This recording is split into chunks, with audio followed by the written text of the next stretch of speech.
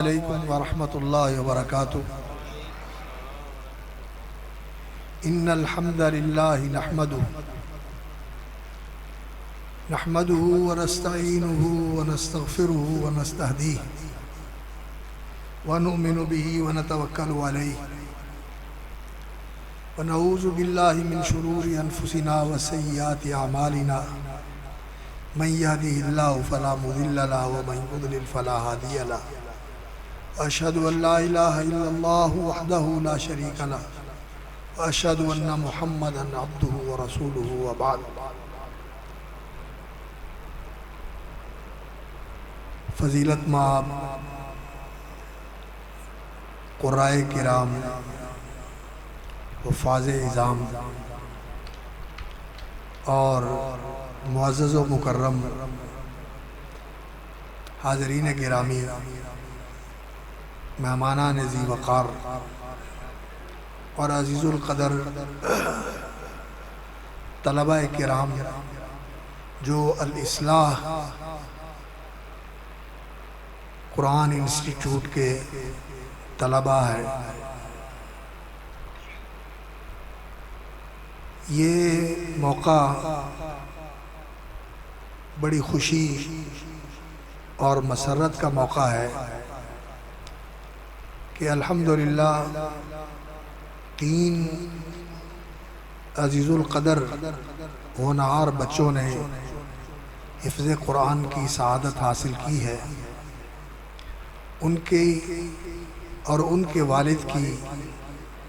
عزت افزائی کے لیے یہ تقریب سعید منعقد ہوئی، اور اس میں آپ حضرات نے قرآن مجید کی تلاوت بھی سنی، اور اس ادارہ الاصلاح قرآن انسٹیٹیوٹ کے طلباء کے خطابات بھی سنے۔ محترم مکرم جناب قاری سرور صاحب کی لگن اور ان کی محنت، اور محترم قاری نعیم صاحب جو اس ادارے کے ساتھ وابستہ ہیں، ان کے خلوص اور ان کی محبت کا یہ ثمر ہم نے دیکھا، جس سے دل بہت خوش ہوا، آنکھیں ٹھنڈی ہوئی، روشن ہوئی۔ اللہ رب العزت اس چمن کو ہمیشہ سرسبز و شاداب، آباد اور ثمربار رکھے، اور اس کو برکت اور ترقی عطا فرمائے۔ حقیقت یہ ہے کہ یہ دینی مدارس اور یہ قرآنی انسٹیٹیوٹ، معاہد بچوں کی تعلیم کے لیے یہ اسلامی معاشرے کی پہلی درسگاہ ہے۔ اس کو صحابہ کے اور تابعین کے دور میں کتاب کہا جاتا تھا، جہاں بچے کو لکھنا پڑھنا سکھایا جاتا تھا۔ اور ہمارے اسلامی معاشرے کے اندر مائیں بھی قرآن مجید کا کچھ نہ کچھ حصہ حفظ کیے ہوئے ہوتی تھی، اور لوگوں کے اندر بھی یہ رجحان تھا کہ وہ نماز کے اندر تلاوت کرنے کے لیے کچھ نہ کچھ قرآن مجید یاد کرتے تھے، اور بڑی کثرت کے ساتھ لوگوں کو قرآن یاد ہوتا تھا۔ تو بچے کو جب بولنا آتا تھا تو اس کو قرآنی کلمات یاد کروائے جاتے تھے، دعائیں یاد کروائی جاتی تھیں، اور کلمہ یاد کروایا جاتا تھا، کلمہ توحید، کلمہ تمجید، کلمہ طیبہ، یہ کلمات یاد کروائے جاتے تھے، دعائیں یاد کروائی جاتی تھیں۔ اور جب بچہ ذرا باشعور ہوتا تھا اور لکھنے پڑھنے کی سٹیج تک پہنچتا تھا تو مکتب قرآنی میں اس کو داخل کیا جاتا، جہاں وہ لکھنا سیکھتا، اور لکھنے کی ابتدا ان کی قرآن مجید سے ہوتی تھی۔ قرآن سے ابتدا ہوتی تھی پڑھنے کی، اور جو پڑھتے تھے اس کو لکھتے تھے، اور وہ بھی قرآنی ہوتا تھا، کیونکہ اللہ رب العزت کا حکم یہ ہے اقرأ بسم ربک، پڑھ اپنے رب کے نام کے ساتھ۔ اور پڑھنا کیا ہے؟ پڑھنا قرآن ہے۔ تو قرات لکھنے اور پڑھنے کی ابتدا قرآن سے ہوتی تھی، اور یہ مسجدیں قرآنی درسگاہیں ہوتی تھیں، اور ان میں بچوں کو تعلیم بھی دی جاتی تھی اور ساتھ ساتھ تربیت بھی کی جاتی تھی۔ مجھے بڑی خوشی ہوئی کہ اس ادارے کا نام الاصلاح قرآن انسٹیٹیوٹ ہے، یعنی الاصلاح قرآنی تعلیم گاہ، الاصلاح قرآنی درسگاہ۔ اور یہ انسان کی اصلاح کے لیے قرآن مجید اللہ رب العزت نے دستور حیات نازل فرمایا۔ قرآن ہے ہی انسان کی اصلاح کے لیے، اس کا مقصد تنزیل اللہ رب العزت نے اسے نازل ہی اس لیے کیا ہے کہ انسان سدھر جائے، سنور جائے، اور ایک صحیح انسان بن جائے جو اس دنیا کے اندر بھی اصلاح و احسان کا علم بردار ہو، جو کام کرے مصلحانہ کرے، اور جو کام کرے حسن کا اور احسان کا مظہر ہو۔ اللہ رب العزت نے یہ قرآن اس لیے دستور حیات بنا کر نازل فرمایا ہے، اور اسے زندگی کا نظام اور دستور بنایا ہے، اور بچے کو یہیں سے تعلیم دی جاتی تھی۔ اور آپ اس بات سے باخبر ہیں کہ اسلام جب پہلی صدی کے اندر اور دوسری صدی کے اندر پھیلا، تو جن جن ملکوں میں اسلام گیا وہاں قرآن کی زبان بھی گئی، قرآن بھی گیا اور قرآن کی زبان بھی گئی۔ یہ افریقہ کے ممالک، یہ مصر، یہ شام، اور اسی طرح یہ آگے کے لیبیا، سوڈان اور الجزائر، ٹیونس، مراکش، یہ ملک ان کی اصل زبان عربی نہیں تھی، ان کی اصل زبانیں بربری اور افریقی زبانیں تھیں، لیکن انہوں نے قرآن کے آنے کے بعد قرآن کی زبان بھی سمجھ لی، جان لی اور سیکھ لی اور اپنا لی، اور قرآن مجید کو بھی اپنا لیا۔ اب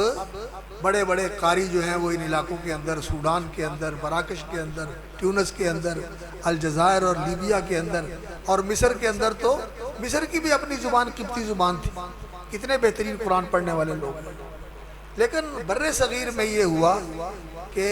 یہاں کے لوگوں نے اسلام تو قبول کیا، لیکن قرآن کی زبان قبول نہیں کی،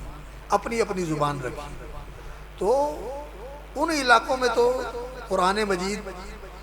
کی زبان بھی لوگ سیکھ چکے تھے، تو قرآن مجید کو سمجھتے تھے۔ تو اب جو قرآن مجید ہم پڑھاتے ہیں، ان بچوں کو تعلیم دیتے ہیں، یاد کرواتے ہیں، تو اب یہ رجحان الحمدللہ متعارف ہو رہا ہے کہ بچوں کو ساتھ ساتھ قرآن مجید کا ترجمہ بھی پڑھایا جاتا ہے، تاکہ بچے قرآن سمجھے بھی کہ ہم پڑھتے کیا ہے۔ قرآن ہدایت ہے، رہنمائی ہے، یہ زندگی کا دستور ہے، یہ زندگی کا نظام حیات ہے، اس کے مطابق زندگی گزارنی ہے۔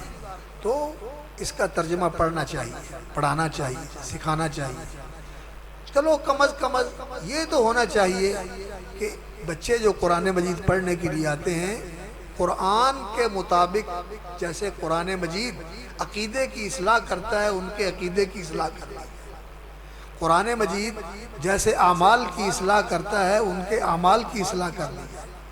جیسے اخلاق قرآن مجید نے سکھائے ہیں، ان کے اخلاق کی اصلاح کرنی ہے،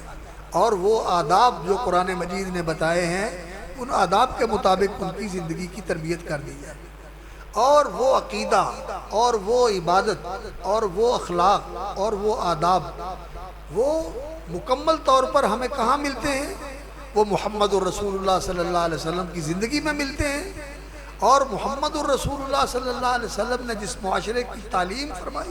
اور تربیت فرمائی، اور جو معاشرہ تشکیل دیا اور تیار کیا، اس معاشرے کے اندر وہ عقیدہ ملتا ہے، وہ عمل ملتا ہے، وہ اخلاق ملتا ہے، وہ آداب ملتے ہیں۔ تو ہمیں ان بچوں کے اندر یہ عقیدہ، یہ عبادت کا جذبہ، اور یہ معاملے کی صفائی، اور یہ اخلاق کی اچھائی، اور یہ آداب کی درستگی ہمیں ان بچوں کے اندر پیدا کرنی چاہیے۔ اس کا نام الاصلاح رکھا ہوا ہے۔ الحمدللہ یہاں اس بات کا اہتمام کیا جاتا ہے، اللہ رب العزت مزید برکت عطا فرمائے۔ اور جو قاری قرآن ہے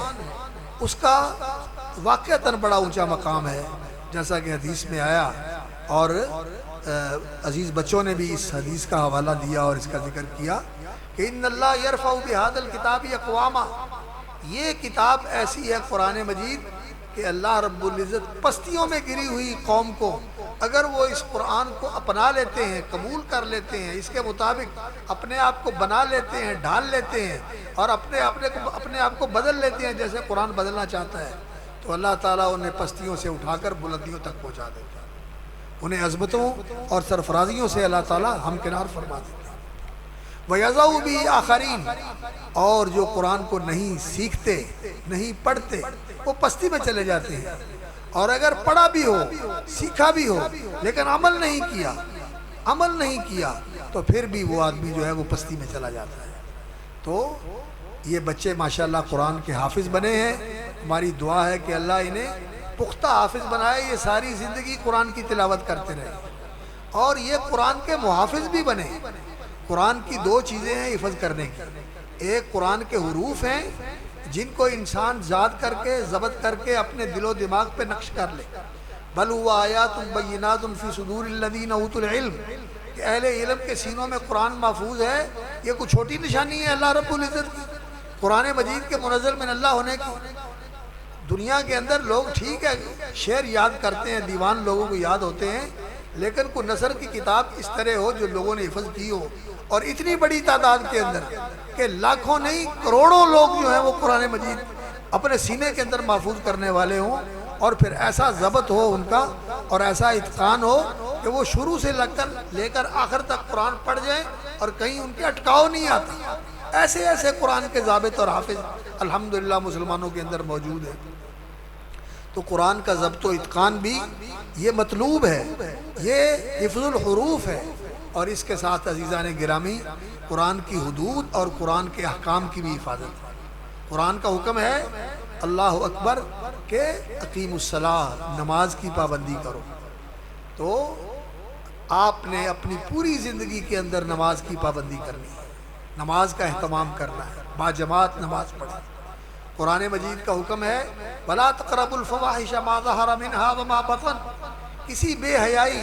اور برائی کے قریب نہ جاؤ،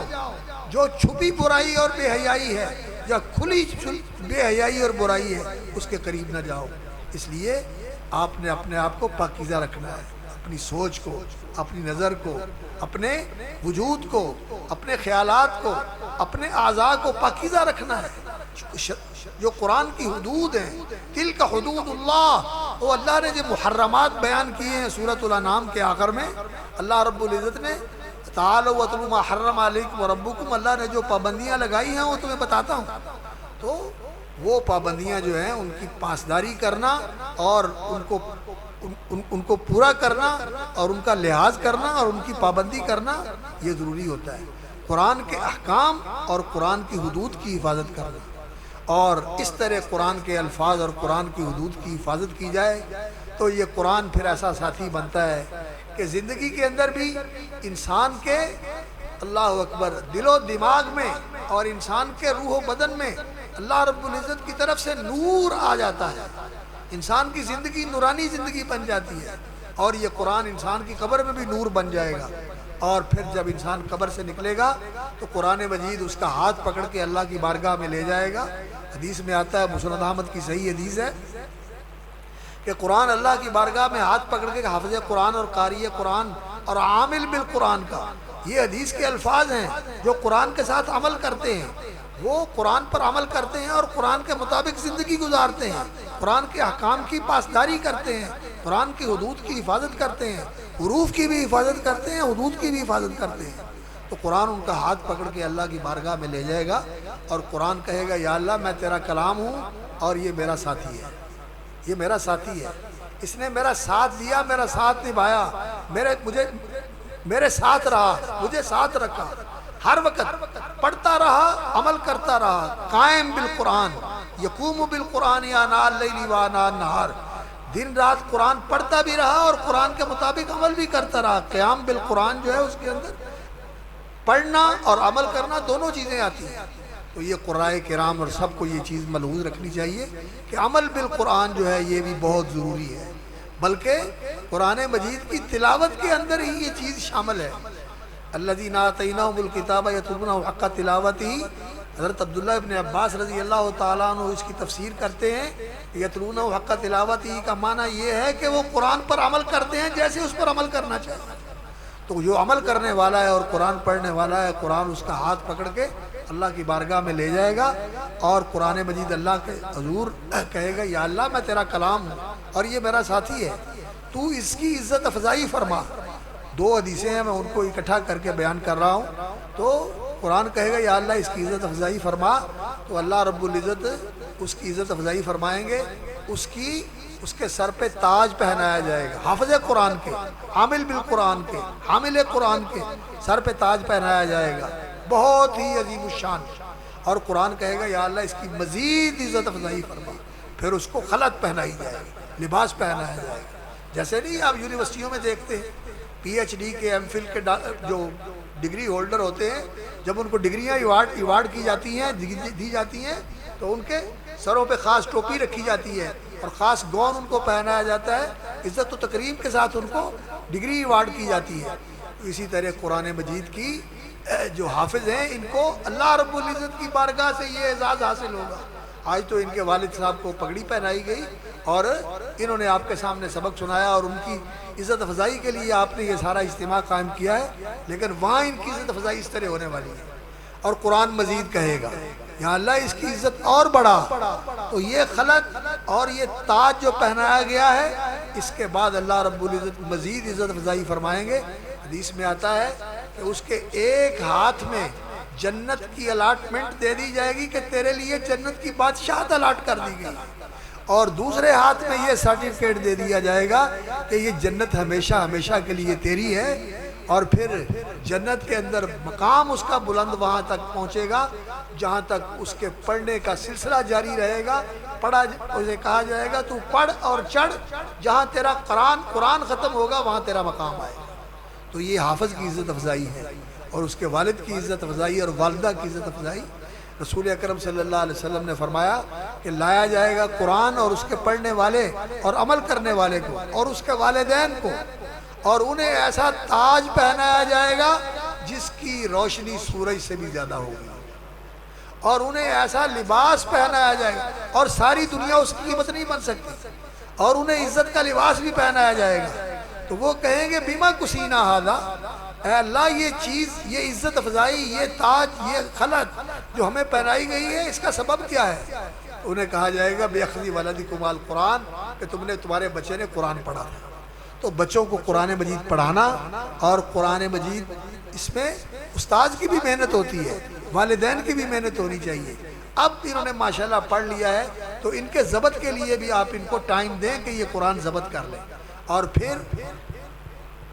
بہت ہی اچھا ہو. اور یا حبذا، کاش ایسا ہو جائے کہ آپ ان کو دین کے لیے وقف کر دیں، دین کے عالم بنا دیں، دین کے عالم بنا دیں اور قرآن کے خادم بنا دیں. انشاءاللہ العزیز یہ کبھی بھی نیچے نہیں رہیں گے. اللہ ان کو یرفع بہذا الکتاب، اللہ تعالیٰ اس کتاب کے ساتھ ان کو بلندیاں اور عظمتیں نصیب کرے گا. چلو اگر دین کے عالم نہیں بنیں گے تو بہرحال ایسے تو ہونے چاہیے کہ ساری زندگی قرآن پڑھتے رہیں اور قرآن مجید کو یاد رکھیں اور قرآن مجید کے مطابق عمل کرتے رہیں. اللہ رب العزت ان کی حفاظت فرمائے. اور اسی طرح مجھے قاری صاحب نے ماشاءاللہ ایک اور خوشی کی بات بتائی کہ یہاں بچیوں کا بھی مدرسہ ہے، جہاں خواتین کی تعلیم کا بھی انتظام ہے. اس میں شارٹ کورسز بھی ہوتے ہیں، یعنی مختصر کورسز ہوتے ہیں. حدیث کا کورس ہے جس میں بنیادی اعمال،